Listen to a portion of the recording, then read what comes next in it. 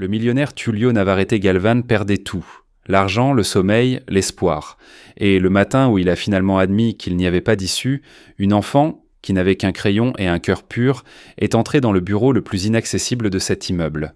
Sans le savoir, elle a donné au millionnaire ruiné exactement ce dont il avait le plus besoin. Et personne, pas même lui, n'y était préparé. Nos histoires voyagent loin. D'où nous regardez-vous aujourd'hui ? Partagez-le avec nous dans les commentaires. Tullio Navarrete. Galvan était à moins de 15 minutes de signer le document qui détruirait tout ce que sa famille avait construit sur 3 générations. Le stylo reposait sur la table en acajou au 4e étage de la tour Navarrete, attendant seulement qu'il rassemble le courage de mettre fin à l'Empire. « Monsieur Navarrete, nous avons besoin de votre signature immédiatement », dit le docteur Alberto Mandetta, l'avocat principal de l'entreprise, ajustant ses lunettes avec impatience. « La presse attend dans le hall, nous ne pouvons plus retarder cela. » Tullio regarda le plafond, essayant de contenir le désespoir qui lui montait à la gorge. 38 ans de vie, et tout s'effondre en quelques mois. Des hôtels vides, des dettes accumulées, des employés sans salaire, il avait laissé tomber tout le monde. « Combien de personnes vont perdre leur emploi ?» demanda-t-il. Sa voix semblait plus faible qu'il ne l'aurait voulu. Mandetta soupira en feuilletant les papiers. 3200 employés directs. Si l'on compte les sous-traitants, plus de 5000 familles seront touchées. 5000 familles. Ce chiffre pesait sur les épaules de Tullio comme du béton. Il se souvint de son grand-père qui avait commencé avec un petit hôtel à Liberdad et en avait fait une chaîne d'hôtels de luxe. Il se souvint de son père qui avait étendu l'entreprise à Itaïm et Villa Olympia. Et maintenant, lui, l'héritier qui avait promis de perpétuer l'héritage, était sur le point de tout jeter à la poubelle. « Tullio, ça va ?» demanda Vitor Nogueira, le comptable, remarquant la pâleur de son patron. « Oui, mentit Tullio en passant une main sur son visage fatigué. Il n'avait pas dormi correctement depuis des semaines, n'avait pas mangé correctement, n'avait pas vécu correctement. » De l'autre côté de la table, son partenaire depuis 10 ans, Caetano Bragança Telles, restait silencieux. « Caetano, es-tu sûr qu'il n'y a pas d'autre issue ?» insista Tullio. Une dernière étincelle d'espoir brillait dans sa poitrine. Caetano écarta les bras en signe de capitulation. « Tullio, j'ai revu les chiffres des dizaines de fois. Nous sommes enterrés sous les dettes. Le groupe Helios Impérial est prêt à tout reprendre. Mais seulement si nous signons aujourd'hui, demain l'offre disparaît. L'offre de vendre les hôtels Navarrete à un prix dérisoire à un conglomérat international qui transformerait ces hôtels en une autre marque sans âme. » Tullio prit le stylo, ses mains tremblaient. « Monsieur Navarrete, je dois aller aux toilettes d'urgence, dit Joyce Amaral, la secrétaire exécutive, se levant de sa chaise dans le coin de la pièce. Elle sortit précipitamment et Tullio remarqua qu'elle pleurait. Joyce travaillait ici depuis 8 ans. Elle avait 2 jeunes enfants. Comment pourrait-il la regarder dans les yeux après avoir signé cela ? « Dépêchons-nous, insista Mandetta, tapotant du doigt sur la table. Tullio approcha le stylo du papier. La pointe toucha la ligne pointillée. Il prit une profonde inspiration, ferma les yeux une seconde et commença à écrire la première lettre de son nom. C'est à ce moment précis que la porte de la salle de réunion s'ouvrit. Tous tournèrent à la tête simultanément. Mais ce n'était pas Joyce, c'était une enfant. Une petite fille aux cheveux châtains tressés et aux yeux curieux entra lentement, tenant une feuille de papier froissée dans ses mains. Elle n'avait pas plus de 3 ans. Elle portait des vêtements simples et regardait tout le monde avec cette innocence que seuls les enfants possèdent. « Qu'est-ce que c'est ?» marmonna Caetano, se tournant brusquement sur sa chaise. La fille ne répondit pas. Elle continua de marcher. Ses petits pas résonnaient dans le silence tendu de la pièce. Tullio posa le stylo, observant la scène avec incompréhension. « Qui a laissé entrer une enfant ici ?» demanda Mandetta avec irritation. Mais la fille ne s'arrêta pas. Elle marcha droit vers Tullio, s'arrêta devant lui et tendit la main, offrant la feuille froissée. Tullio baissa les yeux, perplexe. « Pour moi ?» demanda-t-il d'une voix douce. La fille hocha la tête pour confirmer. Tullio prit délicatement le papier, sentant la texture rugueuse sous ses doigts. Il commença à le déplier, lissant les plis. « C'est ridicule, grogna Caetano en se levant. Je vais appeler la sécurité. »« Attends, dit Tullio en levant la main. » Il finit de déplier le papier et regarda ce qui semblait être un dessin d'enfant. Un soleil jaune dans un coin, un cœur tordu au milieu, une fleur violette sur le côté, des crayons de cire, des lignes tremblantes, une innocence pure. Mais ensuite, sous les dessins, Tullio vit quelque chose qui fit s'arrêter son cœur. Des chiffres, des colonnes de chiffres imprimées, partiellement recouverts de gribouillage, mais toujours visibles. Il inclina le papier vers la lumière, plissa les yeux et lut la première ligne. Et ce qu'il vit lui coupa le souffle. « Mon Dieu, murmura-t-il. » Qu'est-ce qui se passe ? Demanda Victor, se levant également. Tullio ne put répondre. Ses yeux parcouraient les lignes, comparant mentalement avec les chiffres qu'il avait failli signer à l'instant. Quelque chose n'allait pas. Vraiment pas. Pendant que Tullio faisait face à l'effondrement de son empire au 4e étage, 60 mètres plus bas, au sous-sol de la tour Navarrete, Valeria Moura Vasconcelos essorait sa serpillière pour la 10e fois ce matin-là.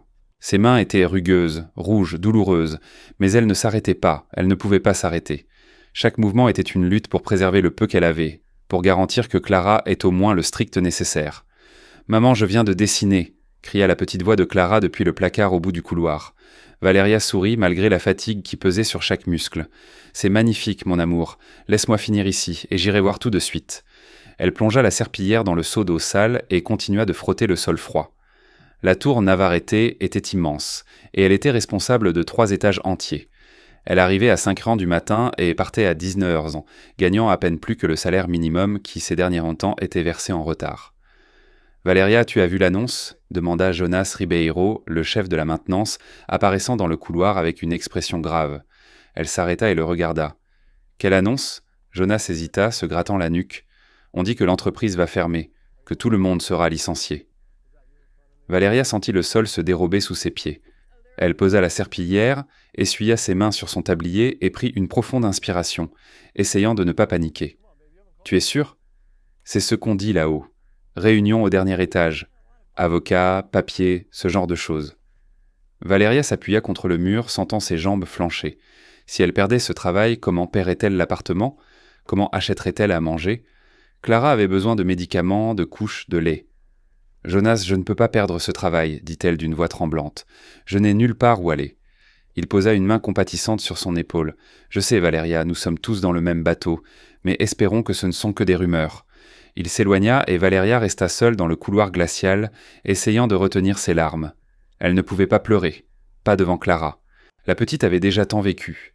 Valeria pensait au père de Clara qui avait disparu en apprenant la grossesse. Elle pensait à sa mère, morte il y a 2 ans. Elle pensait à sa sœur qui vivait loin et arrivait à peine à subvenir à ses propres besoins. Elle était seule, complètement seule. Maman appela de nouveau Clara, cette fois plus près. Valeria se retourna et vit sa fille courir dans le couloir. Ses petits pieds nus claquaient sur le sol. « Clara, je t'avais dit de rester dans le placard, » lui reprocha-t-elle, mais sa voix était sans force. « Mais j'ai trouvé un beau papier, » dit la fille, tenant une feuille froissée. « Regarde, elle était dans la poubelle là-bas. » Valeria regarda le papier, puis la poubelle de luxe au bout du couloir. Cette zone était interdite, mais parfois Clara s'y faufilait quand elle s'ennuyait. « Clara, tu ne peux pas prendre les ordures, ma chérie. » « Mais il était propre, » insista la fille, dépliant le papier sur le sol. « Je vais dessiner dessus. » Valeria soupira, reprenant son seau. Elle n'avait pas la force de discuter. Si Clara voulait dessiner sur un papier sorti de la poubelle, qu'elle dessine. Au moins cela l'occuperait. « D'accord, mais assieds-toi près de moi. » « C'est entendu ? » ?»« Entendu. » Clara s'assit par terre, prit les vieux crayons de cire que Valeria avait trouvés dans les dons de l'église et commença à dessiner. Valeria retourna au travail, frottant énergiquement le couloir, essayant de ne pas penser à la possibilité de tout perdre. Elle jetait de temps en temps un coup d'œil à Clara, voyant la petite concentrée sur ses dessins, la langue sortie et les yeux brillants. « Maman, regarde, un papillon !» dit soudain Clara en sautant sur ses pieds. « Quel papillon, Clara ? Attends !» Mais la fille courait déjà, tenant le papier à la main, suivant le papillon qui s'était envolé par la porte entr'ouverte de l'aile administrative. « Clara, reviens ici !» Valeria jeta sa serpillière et courut après sa fille. Son cœur battait la chamade. Elle ne pouvait pas laisser Clara monter là-haut. Si quelqu'un voyait la fille là-bas, Valeria serait renvoyée sur le champ. Et maintenant, alors que l'entreprise était tant sur le point de faire faillite, toute erreur serait fatale. « Clara, s'il te plaît !» supplia-t-elle, montant l'escalier de service derrière sa fille. Mais Clara était rapide et Valeria trop fatiguée pour l'attraper. Elle vit la fille pousser la porte du bureau et entrer. « Non, non, non !» murmura Valeria, sentant la panique l'envahir. Elle poussa aussi la porte et entra dans le couloir luxueux, au tapis moelleux et aux murs de verre. Elle n'était jamais montée ici. C'était le monde des dirigeants, des riches, des personnes importantes. Et Clara se dirigeait droit vers la salle de conférence principale. « Clara !» appela Valeria. Mais sa voix sortit faible, étouffée par la peur. Elle vit sa fille pousser la porte de la salle et entrer. Valeria courut. Son cœur battait si fort qu'il semblait sur le point de sortir de sa poitrine. Elle arriva à la porte et vit Clara tendre le papier à un homme en costume sombre, assis au bout d'une immense table. « Excusez-moi, monsieur, je suis vraiment désolée, commença Valeria en entrant dans la salle essoufflée. C'est juste une enfant. Elle ne voulait pas vous déranger. Je jure que... » Mais l'homme ne la regardait pas. Il regardait le papier et l'expression de son visage était un choc pur. Caetano Braganza. Tels observaient la scène avec une irritation croissante. Cet enfant sale, sorti de nulle part, venait d'interrompre le moment le plus important de sa vie. « Je vais appeler la sécurité, dit-il en prenant le téléphone sur la table. Mais Tullio leva la main, l'arrêtant silencieusement. « Attendez. » Caetano reposa le combiné avec force, agacé. Il regarda le papier que tenait Tullio, essayant de voir ce qui attirait tant d'attention. Mais de sa place, il ne voyait que des gribouillages d'enfants. « Tullio, c'est ridicule, insista-t-il, forçant un sourire poli. « Continuons. Nous avons des délais. »« D'où tiens-tu ça » demanda Tullio à l'enfant, ignorant complètement Caetano. La fille pointa sa mère qui se tenait à la porte, pâle de peur. « Ma maman travaille ici. » Tullio regarda enfin la femme. Elle était jeune, maigre, vêtue simplement, avec des mains visiblement abîmées par le travail difficile. Il reconnut l'uniforme de femme de ménage. « Comment vous appelez-vous » demanda Tullio. Sa voix était étonnamment douce. « Valeria, monsieur. Valeria Moura Vasconcelos. Je suis vraiment désolé. Elle ne voulait pas... » « Pas besoin de vous excuser, l'interrompit Tullio en se levant de sa chaise. Votre fille en m'a trouvé ça où ? Valeria déglutit, regardant Clara. Elle a dit qu'elle l'avait trouvée dans une poubelle du couloir administratif. Je travaille aux étages inférieurs, mais parfois elle vient avec moi parce que je n'ai pas pu obtenir de place à la crèche. Et dans la poubelle ? Répéta Tullio, se tournant lentement vers Caetano. Caetano sentit son estomac se nouer. Non, ce n'était pas possible. Il était sûr d'avoir jeté ce tableau dans une poubelle discrète, loin de tout passage. Comment une enfant avait-elle pu trouver ça ? « Tullio, qu'est-ce qui se passe » demanda le docteur Mandetta, perplexe. Tullio ne répondit pas. Il retourna à la table, prit le document qu'il s'apprêtait à signer et le posa à côté du papier froissé. Ses yeux allaient rapidement de l'un à l'autre, comparant les chiffres, les dates, les montants, et alors il vit... Le document officiel montrait une dette de 43 millions de réaux envers des fournisseurs internationaux sans possibilité de renégociation. Mais le papier apporté par la fille, partiellement recouvert de crayons de cire, montrait seulement 18 millions, avec des contrats déjà renégociés et des délais prolongés. « Ce n'est pas correct, dit Tullio. Sa voix était froide et contrôlée. « Qu'est-ce qui n'est pas correct » demanda Victor, le comptable, se levant pour mieux voir. Tullio pointa les deux tableaux. Ici, il est dit que nous devons 43 millions, mais ce tableau, que quelqu'un a jeté à la poubelle, dit 18. Un lourd silence tomba sur la salle. Caetano sentit la sueur couler dans son dos. Il devait penser vite. Tullio, ce doit être une vieille impression, dit-il en essayant de paraître calme. Probablement d'il y a des mois, avant que la situation ne s'aggrave. La date ici est d'il y a 3 jours, rétorqua Tullio, pointant l'entête du papier. 3 jours, Caetano. Victor s'approcha, prit le tableau des mains de Tullio et commença à l'analyser attentivement. Ses yeux s'écarquillèrent. « Monsieur Navarrete, ces chiffres sont complètement différents de ce que j'ai reçu pour analyse. »« Comment ça, différents ?» demanda Mandetta, se levant à son tour. « Les contrats, les taux, tout est renégocié ici. Les taux d'intérêt ont été réduits. Il y a même une ligne de crédit approuvée que je n'avais jamais vue auparavant. » Tullio se tourna vers Caetano. « C'est toi qui m'as donné ces chiffres ?» Caetano sentit tous les regards se tourner vers lui. Il devait s'en sortir. Il devait inventer quelque chose rapidement. « Tullio, tu es fatigué et stressé. Ce tableau peut être n'importe quoi.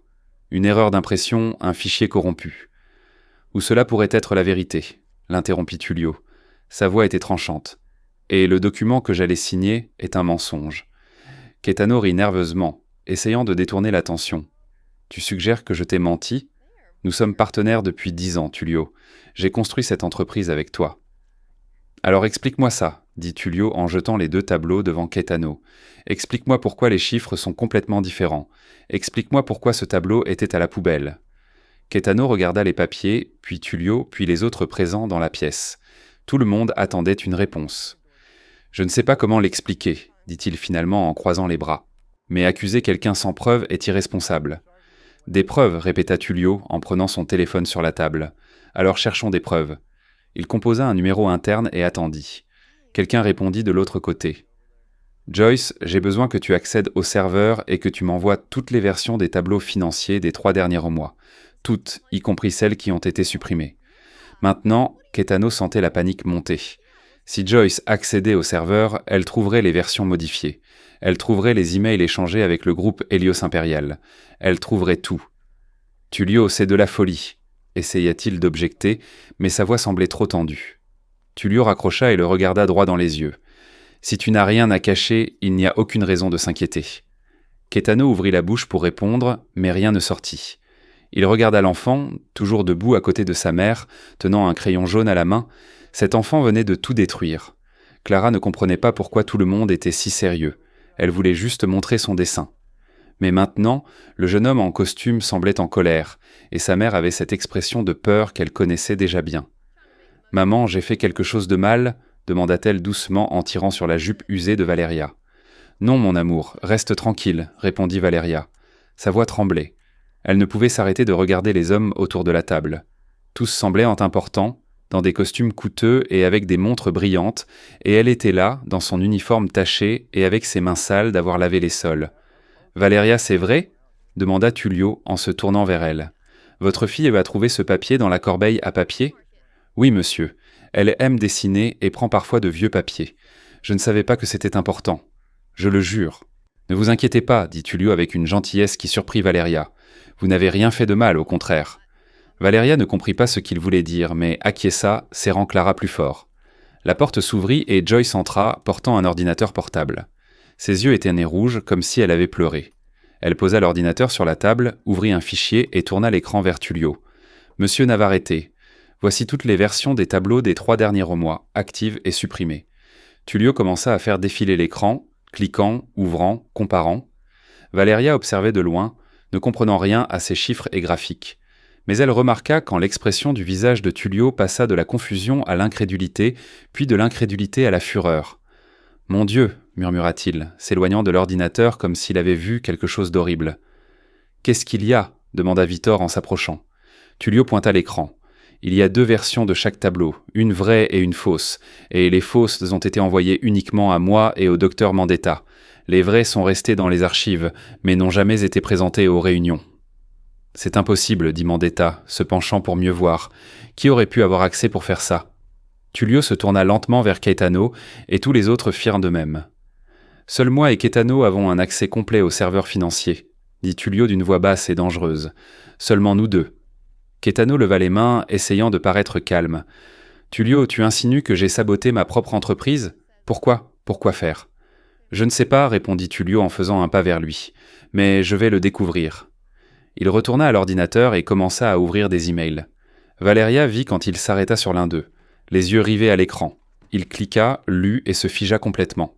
« Tu as négocié avec le groupe Helios dans mon dos, » dit Tullio. Sa voix était glaciale. Caetano ouvrit la bouche, mais rien ne sortit. « Il y a des emails d'il y a 6 mois. Tu leur as proposé notre entreprise pour 25 millions, pour un tiers de la valeur réelle. »« Tullio, je peux expliquer... »« Explique alors, » l'interrompit Tullio en croisant les bras. « Explique pourquoi tu essaies de me faire signer la faillite d'une entreprise qui est encore saine.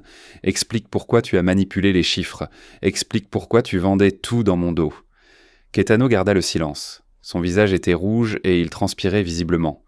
Il regarda autour de lui, cherchant du soutien, mais tous le regardèrent avec mépris. « Tu ne comprends pas, » dit-il finalement. Sa voix était basse. « Cette entreprise coulait de toute façon. J'ai juste accéléré l'inévitable. » « Couler ?» répéta Tullio incrédule. « Les vrais chiffres montrent que nous allons bien. Nous avons un flux de trésorerie positif, des contrats négociés, des lignes de crédit approuvées. Nous ne coulons pas, nous n'avons jamais coulé. »« Tu es naïf, » répondit Caetano, perdant finalement son sang-froid. « Tu penses pouvoir rivaliser avec des géants comme Helios ? Ils nous écraseront de toute façon. J'ai juste garanti que nous sortirions avec quelque chose. »« Que nous sortirions ?» Tullio rit amèrement. « Ou que toi tu sortes avec quelque chose. » Caetano ne répondit pas. Il regarda simplement ailleurs, la mâchoire serrée. Tullio reprit son téléphone et composa un numéro. « Sécurité, j'ai besoin que vous montiez immédiatement dans la salle de conférence principale. Appelez aussi la police. » Valeria sentit Clara se recroqueviller contre elle. La petite n'aimait pas les gens en colère. Elle se pencha et prit sa fille dans ses bras, essayant de la protéger de toute cette tension. « Tu ne peux pas faire ça, » dit Caetano en se levant rapidement. « Je suis partenaire de cette entreprise. Tu n'as pas le pouvoir. J'ai 51% des actions. Et tu viens d'admettre le sabotage et la fraude. Alors oui, je peux, l'interrompit Tullio. La porte s'ouvrit et 2 gardes entrèrent. Derrière eux, un policier. Caetano les regarda, puis Tullio, et quelque chose se brisa en lui. « Tu vas le regretter, dit-il d'une voix venimeuse. « Le seul qui va regretter, c'est toi, répondit Tullio. Les gardes s'approchèrent de Caetano, et il ne résista pas. Il se laissa emmener, mais pas avant d'avoir lancé un dernier regard de haine à Clara. Valeria frissonna. Elle serra sa fille contre sa poitrine, voulant disparaître d'ici. Quand Caetano fut enfin parti, le silence régna dans la pièce. Personne ne savait quoi dire. Tullio retourna à sa chaise et s'assit, passant ses mains sur son visage. « Monsieur Navarrete, commença Valeria d'une voix basse, je peux partir maintenant ?» Tullio la regarda comme s'il avait oublié qu'elle était encore là. « Non, dit-il, et le cœur de Valeria s'effondra. Ne partez pas encore. » Elle attendit, tenant Clara, se préparant au pire. Mais ce que Tullio dit ensuite était quelque chose qu'elle n'aurait jamais imaginé entendre. « Asseyez-vous, s'il vous plaît, » dit Tullio en indiquant l'une des chaises autour de la table. Valeria regarda la chaise en cuir rembourrée comme si c'était quelque chose d'interdit.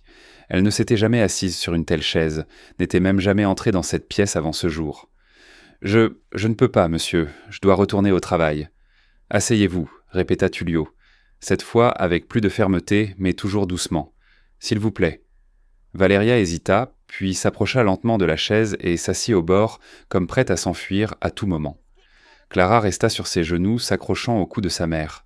Tullio approcha sa chaise et s'assit en face d'elle, se mettant au niveau des yeux de Valeria. Il prit une profonde inspiration avant de parler. « Vous comprenez ce que votre fille vient de faire ?» Valeria secoua la tête. Ses yeux commençaient à se remplir de larmes. « Je suis vraiment désolé si elle a dérangé. C'est juste une enfant, elle ne comprend rien. » « Elle a sauvé cette entreprise, » l'interrompit Tullio. Valeria se tut, confuse. « Quoi ? Votre fille a sauvé cette entreprise » répéta Tullio, montrant le papier froissé toujours sur la table. « Si elle n'avait pas pris cette feuille, j'aurais signé la faillite à l'instant même.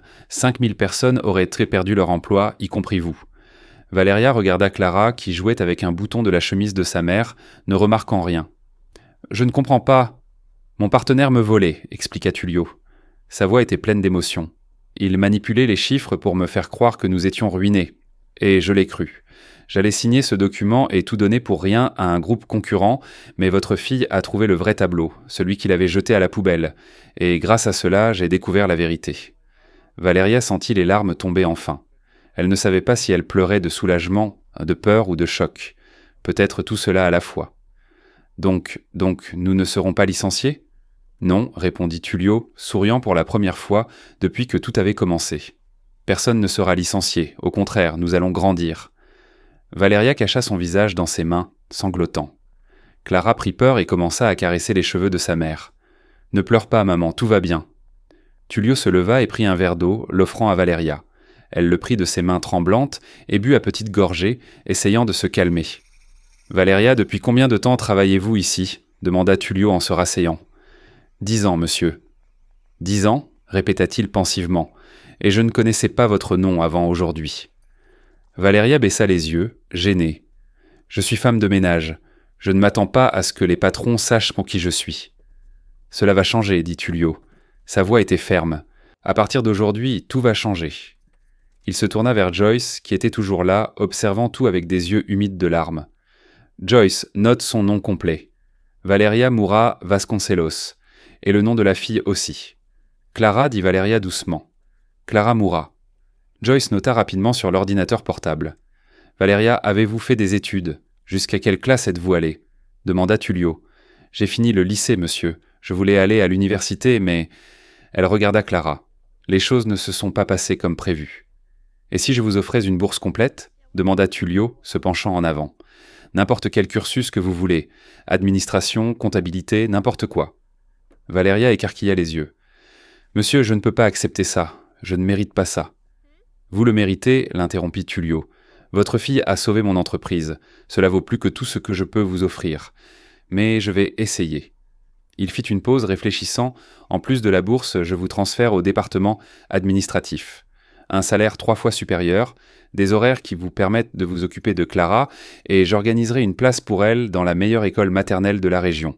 Tout aux frais de l'entreprise. » Valeria ne pouvait pas croire ce qu'elle entendait. Elle regarda Clara, puis Tullio, puis Joyce, comme si elle s'attendait à ce que quelqu'un dise que c'était un mensonge. Monsieur Navarrete, je ne sais pas quoi dire. Pas besoin de dire quoi que ce soit, répondit Tullio en souriant. Acceptez simplement. Valeria accepta, pleurant à nouveau, mais cette fois, de bonheur. Tullio se leva et prit la feuille froissée avec les dessins de Clara. Il regarda le soleil jaune, le cœur tordu, la fleur violette. Puis il regarda la fille, qui lui souriait maintenant.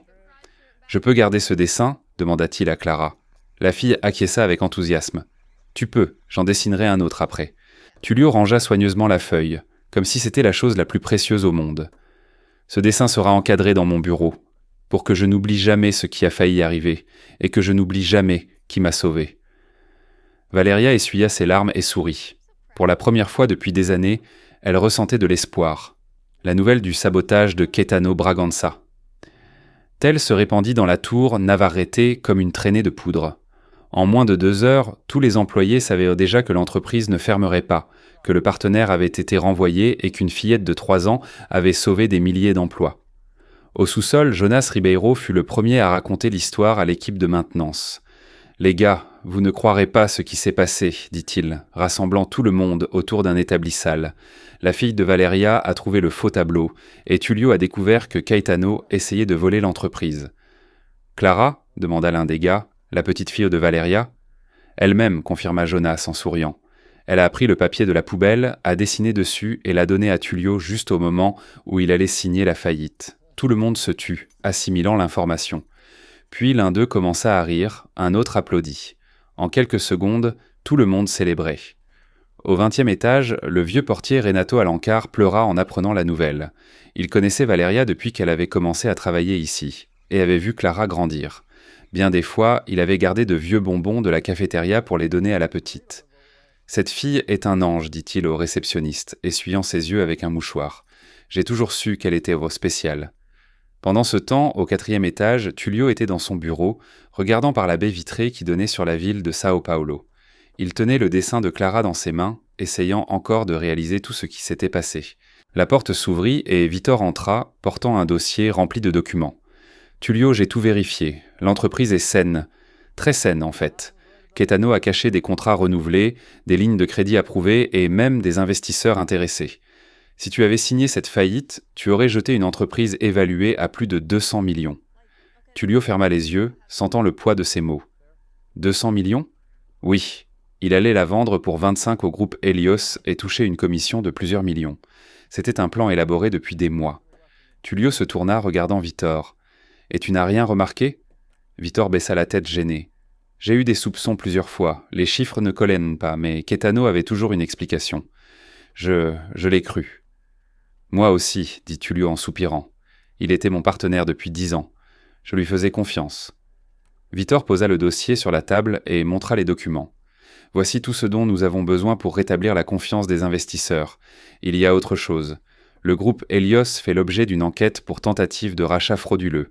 Ils étaient au courant de la magouille et y participaient. Bien, dit Tullio avec satisfaction. Je veux qu'ils paient pour ça. » Il prit son téléphone et appela le service de presse. « Organisez une conférence de presse pour demain matin. Je veux tous les principaux journaux ici. Et préparez une déclaration officielle. L'hôtel Navarrete ne fermera pas. Nous sommes plus forts que jamais. » Alors qu'il raccrochait, la porte s'ouvrit à nouveau. Cette fois, c'était Joyce avec une expression préoccupée. « Monsieur Navarrete, une journaliste demande à vous parler en bas.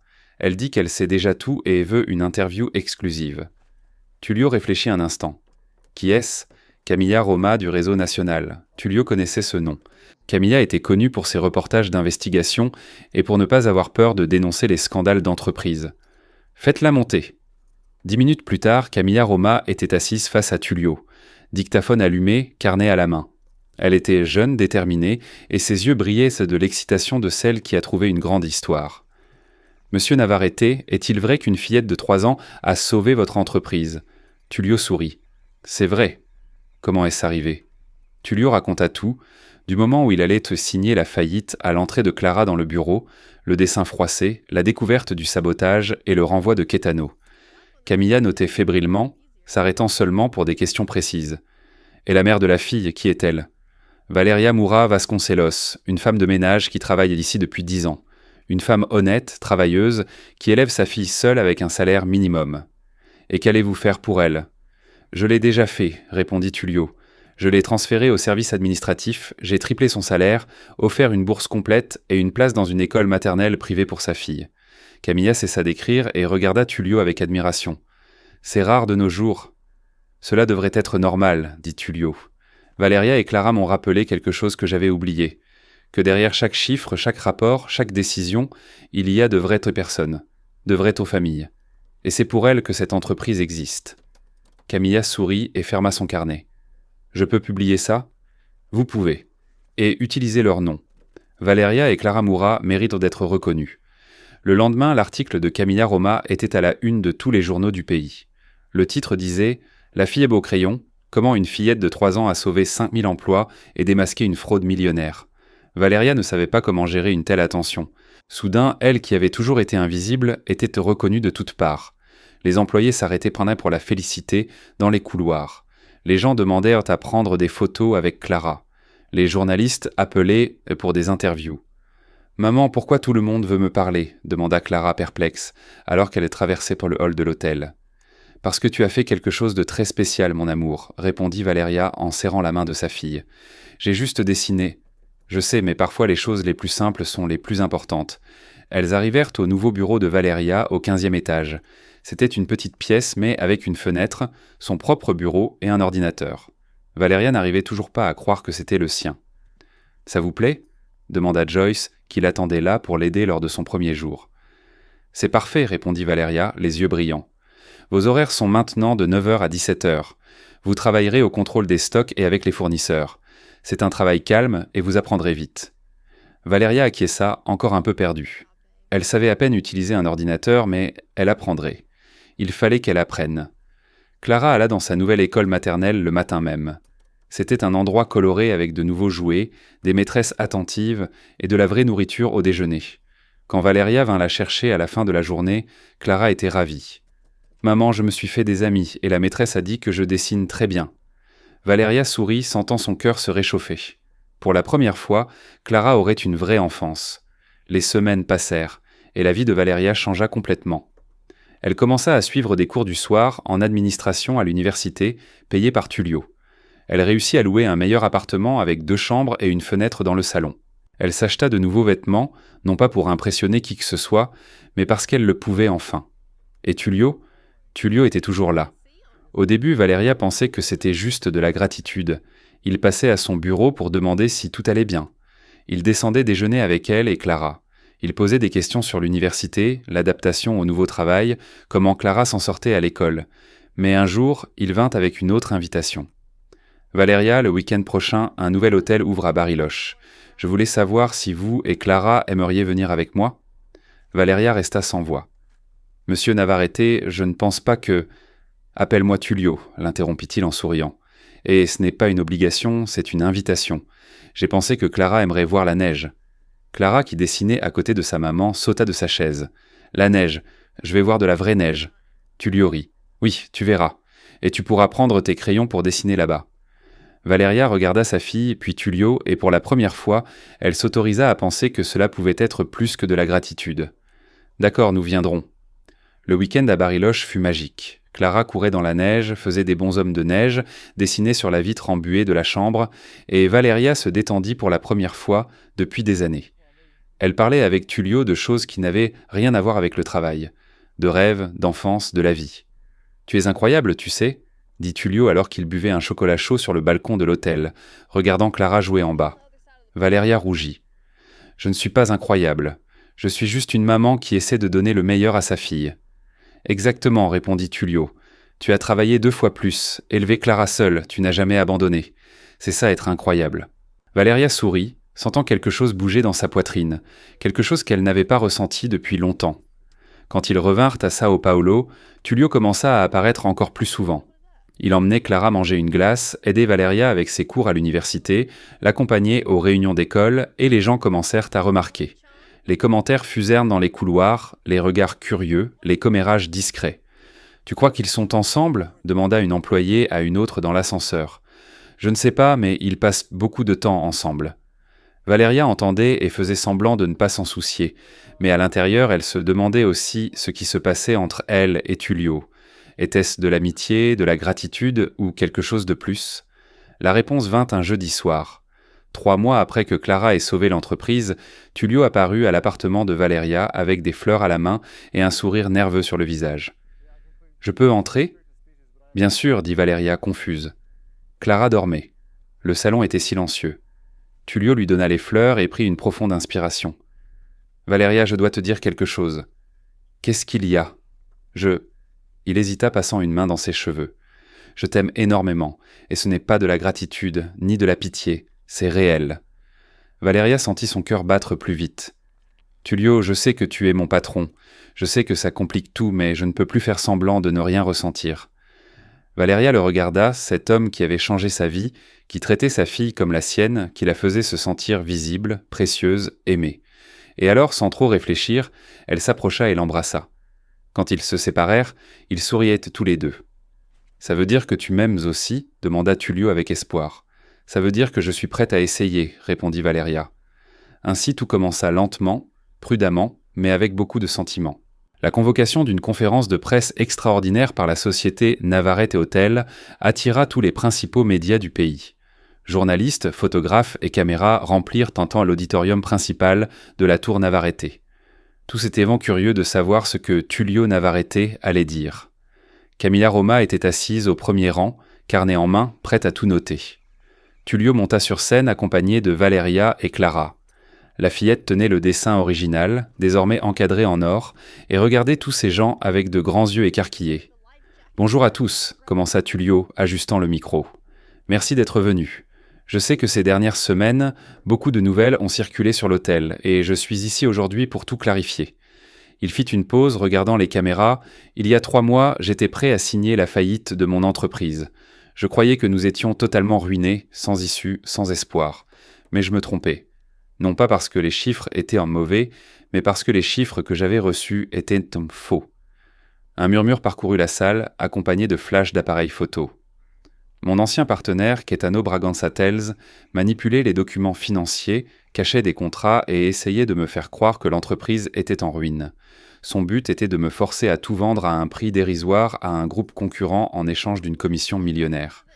Les questions commencèrent à fuser de toutes parts, mais Tullio leva la main, demandant le silence.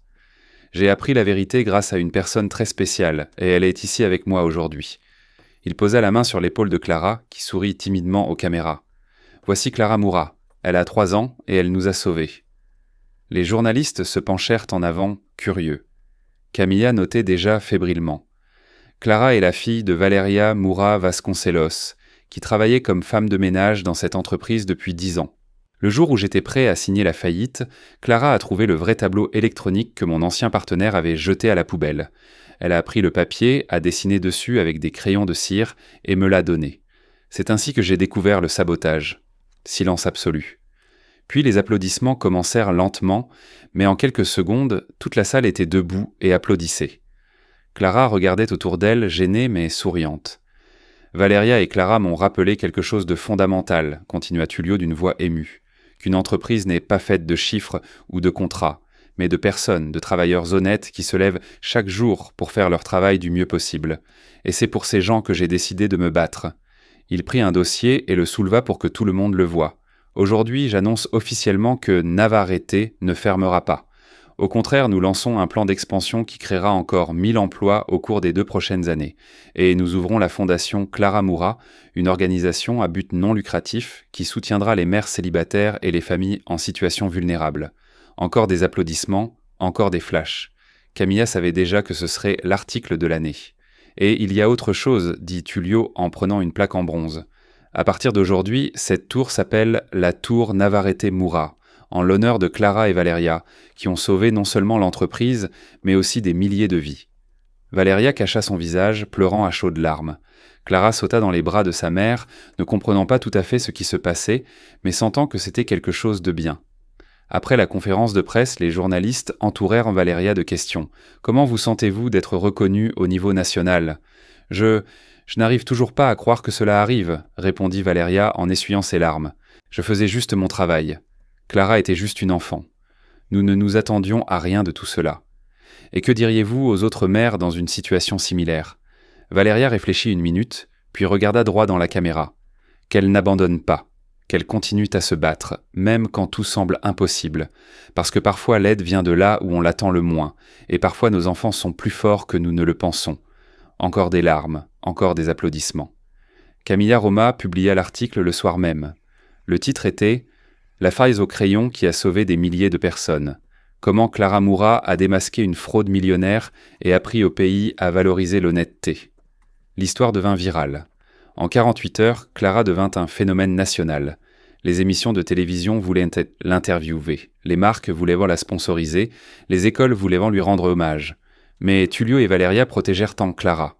Ils savaient qu'elle n'était qu'une enfant et qu'elle avait besoin de vivre comme une enfant. « Elle a déjà fait sa part », dit Tullio à un producteur télé insistant. « Maintenant, laissez-la être simplement Clara. » Et ils firent exactement cela. 6 mois après la conférence de presse, l'entreprise Navarrete était méconnaissable. Elle s'était totalement rétablie. Les investisseurs étaient revenus en force et de nouveaux hôtels ouvriront dans 3 États différents. La fondation Clara Moura avait déjà aidé plus de 200 familles avec des bourses, des paniers alimentaires, une aide juridique et un soutien psychologique. Valeria en était la directrice bénévole, travaillant avec une équipe dévouée pour garantir qu'aucune mère ne traverse ce qu'elle avait vécu. « Maman, regarde ce que j'ai fait !» cria Clara, courant dans les couloirs du nouveau bureau de la fondation. C'était le dessin d'une maison colorée avec une famille souriante devant. « Très beau, mon amour, » dit Valeria, prenant le papier et le collant sur le réfrigérateur de la cuisine commune. Clara avait maintenant 4 ans et était inscrite dans une excellente école privée. Elle adorait dessiner, raconter des histoires et prenait toujours de vieux papiers pour ses créations, malgré les nouvelles boîtes de matériel à la maison. « Elle ne change pas, n'est-ce pas ?» remarqua Tullio, entrant dans la pièce et souriant en allant voir un autre dessin de Clara. « Dieu merci, » répondit Valeria en s'approchant de lui. « J'espère qu'elle ne perdra jamais cette simplicité. » Tullio embrassa le front de Valeria. Un geste devenu naturel entre eux. Ces derniers mois, ils s'étaient rapprochés de plus en plus. Dîners en famille, promenades le week-end, discussions tardives. Ils ne vivaient pas encore ensemble, car Valeria voulait aller doucement, mais tout le monde savait que ce n'était qu'une question de temps. « J'ai une surprise pour vous deux, » dit Tullio mystérieusement. « Quelle surprise ?» demanda Clara, lâchant ses crayons et courant vers lui. « Venez avec moi. » Ils sortirent de la fondation et montèrent dans la voiture de Tullio. Il conduisit 20 minutes jusqu'à ce qu'il s'arrête devant un nouvel immeuble résidentiel dans le quartier des Jardins. Il était élégant, mais pas ostentatoire. « Parfait. »« Qu'est-ce qu'on fait ici ?» demanda Valeria, confuse. Tullio sortit une clé de sa poche et la lui donna. « C'est votre appartement. » Valeria se figea. « Quoi ? Le penthouse. 4 chambres, vue sur le parc, tout meublé, c'est à vous. »« Tullio, je ne peux pas accepter ça, » commença Valeria. Mais il l'interrompit. « Tu peux. Tu le mérites. Clara le mérite. » Valeria regarda la clé, puis Tullio, puis Clara qui sautait déjà de joie. « On peut voir, supplia la petite. Valeria sourit, les larmes revenant. Elle prit la main de Tullio et de Clara, et tous les 3 montèrent ensemble. L'appartement était magnifique, spacieux, plein de lumière naturelle, décoré avec goût. Il y avait un immense salon, une cuisine tout équipée, des chambres spacieuses et même un studio rien que pour Clara pour dessiner. « Tullio, c'est trop, » dit Valeria, émue. « Non, » répondit-il en l'attirant contre lui. « Vous avez changé ma vie, laisse-moi te remercier au moins un peu. » Clara courait dans l'appartement, explorant chaque recoin, criant de joie. Valeria posa sa tête sur l'épaule de Tullio, ressentant une paix qu'elle n'aurait jamais cru possible. « Merci, murmura-t-elle. »« C'est moi qui remercie, » répondit Tullio. « Chaque jour. » Ce soir-là, ils dînèrent dans le nouvel appartement, assis par terre car leurs affaires n'étaient pas encore arrivées. Clara dessina sur le mur, ce que Tullio avait autorisé, disant qu'on pourrait repeindre. Et pour la première fois depuis longtemps, Valeria sentit qu'elle était chez elle. Les mois suivants furent pleins d'adaptation, de croissance et de grand amour. Tullio passait de plus en plus de temps avec Valeria et Clara. Il emmenait la petite à l'école, la récupérait à la danse, l'aidait à faire ses devoirs. Et Valeria voyait comment il regardait Clara avec une tendresse sincère, avec fierté, avec amour. « Tu es comme un père pour elle, » dit Valeria un soir, alors qu'il buvait du vin sur le balcon de l'appartement. Tullio se tut un instant puis sourit. « Et qui voudrais-je être ?» Il se tourna vers elle, prenant sa main. « Je voulais être son père pour de vrai. Je veux qu'elle porte mon nom de famille. Je veux qu'elle m'appelle papa. Je veux faire partie de cette famille. » Valeria sentit son cœur battre plus fort. « Valeria, épouse-moi. » Elle écarquilla les yeux. « Quoi ? Épouse-moi. Je t'aime. J'aime Clara. Je veux construire une vie avec vous deux. » officiellement. Valeria ne put répondre.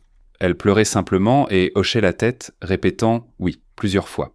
Tullio sortit une petite boîte de sa poche et l'ouvrit, montrant une bague simple mais magnifique. Il la passa au doigt de Valeria et ils s'étreignirent en pleurant ensemble. Dans la pièce voisine, Clara dormait profondément, tenant dans ses mains un nouveau dessin qu'elle avait fait ce jour-là. Une famille de 3 personnes se tenant la main et souriant. Le mariage eut lieu 6 mois plus tard, lors d'une cérémonie petite et intime dans un hôtel récemment ouvert de la chaîne Navarrete. Dans le jardin, il n'y avait que la famille et les amis proches. Don Renato, le portier, pleura toute la cérémonie. Jonas, le chef de la maintenance, était le témoin. Joyce était demoiselle d'honneur et Clara était la petite fille aux fleurs, vêtue d'une robe blanche et portant un panier de pétales. Quand Tullio et Valeria échangèrent en leurs vœux, il n'y avait personne dans l'assistance qui n'était pas ému. Leur histoire était impossible, improbable, mais réelle. « Je promets de t'aimer, dit Tullio en tenant les mains de Valeria, et je promets d'aimer Clara comme ma propre fille, car pour moi, elle l'est. » Valeria put à peine répondre, la voix tremblante. « Je promets de construire une vie à tes côtés et je promets de ne jamais oublier d'où nous venons. » Ils s'embrassèrent sous les applaudissements et les larmes. À la fête, Clara courut dans la salle, dansa avec Tullio, mangea du gâteau jusqu'à plus soif. Et quand tout le monde fut parti, tous les 3 rentrèrent ensemble, étant officiellement devenus une famille. Les années suivantes furent des années de croissance. Clara grandit, continua de dessiner et commença à montrer du talent en mathématiques, ce que Tullio encourageait avec fierté. Valeria obtint son diplôme en administration, commença à travailler directement avec Tullio dans l'entreprise et devint une leader respectée. La fondation Clara Moura s'étendit à 5 États, aidant des milliers de familles, et les hôtels Navarrete devinrent une référence nationale en matière de responsabilité sociale, reconnus pour traiter leurs employés avec dignité et respect. Mais le moment le plus spécial arriva un mardi soir, 3 ans après le mariage. Clara, qui avait maintenant 7 ans, faisait ses devoirs à la table de la cuisine. Tullio l'aidait et Valeria préparait le dîner. « Papa, dit soudain Clara sans quitter son cahier des yeux. Tullio se figea, le cœur serré. C'était la première fois qu'elle l'appelait ainsi. « Oui, répondit-il, essayant de contrôler ses émotions. « Tu peux m'aider avec cet exemple ?» Tullio sourit, essuyant discrètement ses yeux. « Bien sûr, ma fille, bien sûr que je peux. » Valeria, dans la cuisine, avait tout entendu. Elle se retourna et vit Tullio aider Clara, tous deux penchés sur le cahier, et ressentit un bonheur si grand qu'il tenait à peine dans sa poitrine. Après le dîner, Clara demanda à faire un nouveau dessin. Elle prit ses crayons de cire, maintenant beaucoup plus récents et nombreux, mais parfois elle utilisait encore les vieux, parce qu'ils avaient une histoire. « Celui-ci était spécial, dit-elle en montrant le dessin à Valeria et Tullio. C'était une famille, une femme, un homme et une fille. Tous souriant. Et en bas, en lettres inégales et colorées, il était écrit « Ma famille heureuse ». Tullio prit le dessin et l'accrocha sur le réfrigérateur, à côté de tous les autres que Clara avait dessinés au fil des ans.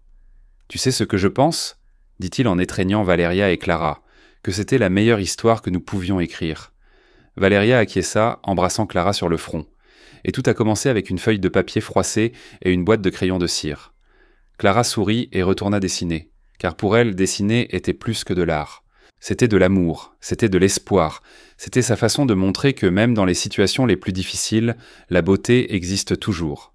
Et pendant qu'elle dessinait, Tullio et Valeria restèrent là, enlacés, regardant la fille qui avait tout changé. La fille qui avait sauvé l'entreprise, démasqué le méchant et appris à tout un pays que parfois, le héros n'a que 3 ans et une boîte de crayons de cire. Sur la véranda de l'hôtel principal de la chaîne, là où tout avait commencé, une plaque en bronze fut installée. Il y était gravé « En l'honneur de Clara Moura, la fille qui nous a appris que l'honnêteté, la simplicité et l'amour valent plus que n'importe quelle richesse, et que parfois, pour sauver un empire, il suffit du courage d'une enfant. » Et chaque fois que Tullio passait devant, il s'arrêtait, lisait la plaque et souriait, car il savait que cette histoire ne parlait pas d'argent, de succès ou de pouvoir. C'était une histoire de famille, c'était une histoire d'amour. C'était l'histoire d'une seconde chance et de comment un simple dessin au crayon peut tout changer. Alors, que penses-tu de cette histoire ? Laisse ton avis dans les commentaires. Nous aimons savoir ce que tu penses. N'oublie pas de liker la vidéo pour nous soutenir et abonne-toi à la chaîne. À bientôt.